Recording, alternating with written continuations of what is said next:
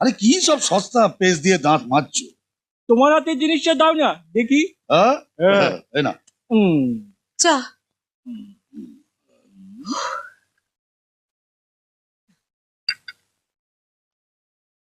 এভাবে দেখছো কেন? এবারে তো কাপ প্লেট দুটোই দিলাম। আরে শুধু কাপ প্লেট আর চা দিলেই হবে? চাটা গরম কিনা সেটা দেখতে হবে না? দাও, গরম করে আনছি। একটু বুদ্ধি খাটিয়ে কাজ করো। ওই যাবো। খুব ভালো। না এবার একটু তাড়াতাড়ি মুখটা দিয়ে আমার জন্য একটু চা করো। হ্যাঁ, এটা কি পেস্ট?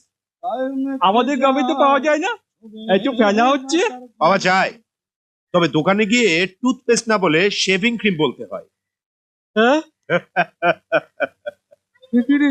তবু দে মন কালি বলে।